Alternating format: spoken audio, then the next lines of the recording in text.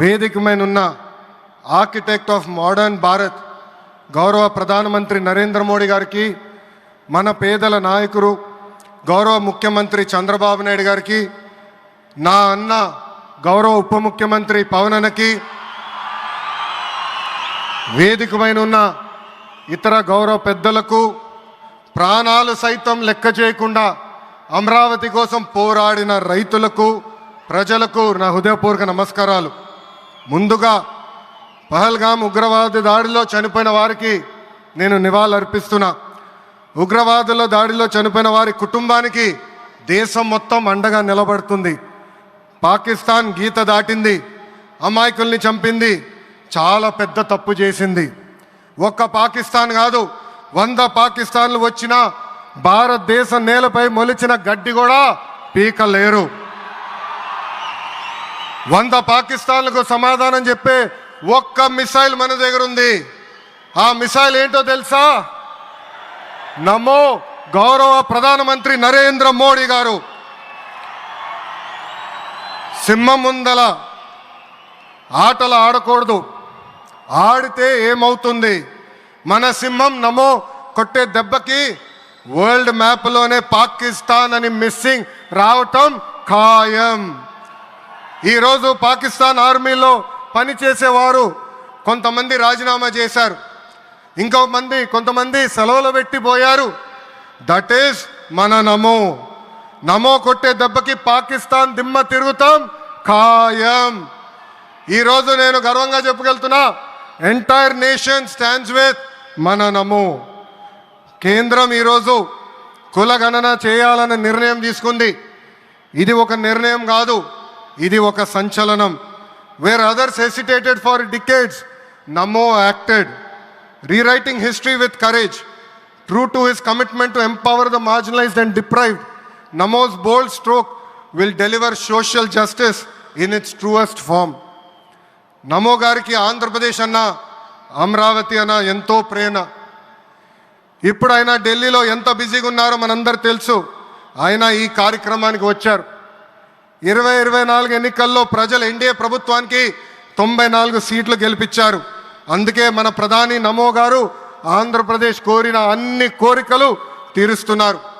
మొన్నే విశాఖపట్నానికి వచ్చి railway zone, NTPC green project, Nakkapalli bulk drug పార్క్కి నిధులు కేటాయించారు. ఏకంగా విశాఖపట్నం ఉక్కు ఫ్యాక్టరీని కాపాడారు. ఇప్పుడు అమరావతికి వచ్చి నిధులే కాదు పనులు కూడా ప్రారంభించబోతున్నారు. మనం ఒకసారి గతం కూడా గుర్తు చేసుకోవాలి. 2014లో రాష్ట్ర విభజన జరిగింది. కట్టుబట్టలతో మెడబట్టి మన బయటికి గెంటేశారు.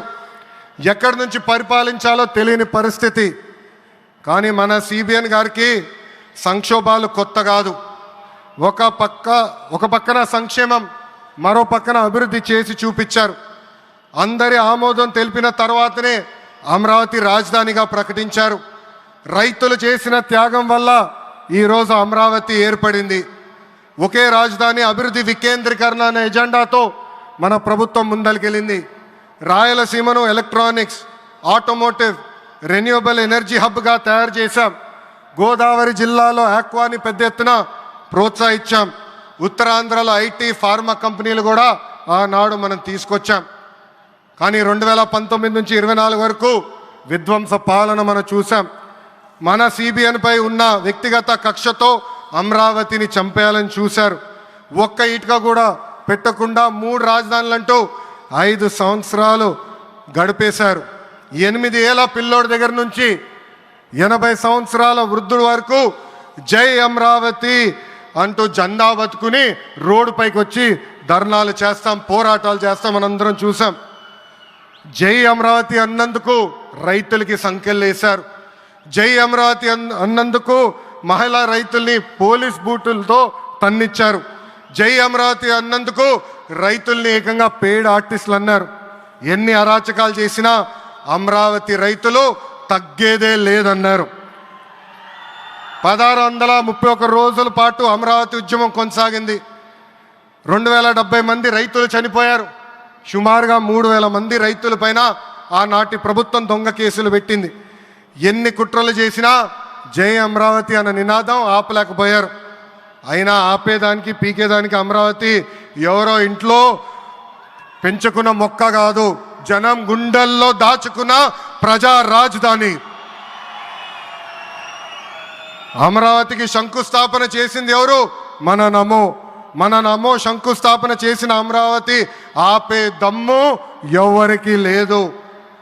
1631 రోజుల పాటు పోరాడి అమరావతిని నిలబెట్టిన రైతులకి నేను ఈరోజు శిరస్సు వంచి నమస్కరిస్తున్నాను. ప్రధాని నమో గారి చేతి మీదుగా అమరావతి పనులు తిరిగి ప్రారంభం అవుతున్నాయి. ఇంకా అమరావతి అన్స్టాపబుల్. అభివృద్ధి వికేంద్రీకరణ అంతే స్పీడ్గా జరిగిపోతుంది. Polavaram, Visakha steel plant, Bhogapuram airport, Prakasam జిల్లాలో CBG plant, Kurnool high court bench, ఇలా అన్ని కార్యక్రమాలు జెట్ స్పీడ్తో జరుగుతాయి. ప్రజాప్రభుత్వం ఏర్పడిన 10 నెలల్లోనే 8 లక్షల కోట్ల పెట్టుబడితో వాటి ద్వారా 5 లక్షల మందికి ఉద్యోగాల అవకాశాలు కల్పించడానికి అనేక నిర్ణయాలు మేము తీసుకున్నాం, ఒప్పందాలు కుదిరించుకున్నాం. అంతేకాదు 16,347 పోస్టులతో మెగా డిఎస్సి నోటిఫికేషన్ కూడా ఇచ్చాం. 5 ఏళ్ళలో ప్రైవేట్ రంగంలో 20 లక్షల ఉద్యోగాలు కల్పించాలని ఒకే ఒక లక్ష్యంతో ఈ ప్రజాప్రభుత్వం పనిచేస్తుంది. ఆంధ్రప్రదేశ్లో ఇప్పుడు డబుల్ ఇంజిన్ సర్కార్ ఉంది. 2 పవర్ఫుల్ ఇంజిన్లు. ఒక పక్కన మన నమో, మరో పక్కన మన సిబిఎన్ గారు. అభివృద్ధి సంక్షేమం అనేది జోడెద్దుల బండి. ఎన్ని ఇబ్బందులు ఉన్నా సంక్షేమ కార్యక్రమాలు అమలు చేస్తూ అభివృద్ధి పరుగులు పెట్టిస్తున్నారు మన సిబిఎన్, మన పవన్ అన్న. ఇంకా మనకి తిరిగే లేదు. ఇది తెలుపుకుంటూ గౌరవ ముఖ్యమంత్రి గారు ఎప్పుడూ మన పైన ప్రేమ చూపిస్తూనే ఉన్నారు. మనం అడిగిన అన్ని కోరికలు తీర్చుకుంటూనే వస్తున్నారు. నాకు తెలిసినంతవరకు ఏ రాష్ట్రాన్ని కూడా గౌరవ ప్రధానమంత్రి గారు ఇన్నిసార్లు వెళ్ళింది లేదు. దానికి నేను హృదయపూర్వక ధన్యవాదాలు తెలుపుకుంటూ జై అమరావతి, జై అమరావతి, జై అమరావతి, జై ఆంధ్రప్రదేశ్, జై ఆంధ్రప్రదేశ్, జై ఆంధ్రప్రదేశ్. నరేంద్ర మోడీ గారి నాయకత్వం, నరేంద్ర మోడీ గారి నాయకత్వం, చంద్రబాబు నాయుడు గారి నాయకత్వం, పవన్ అన్న నాయకత్వం. జై హింద్.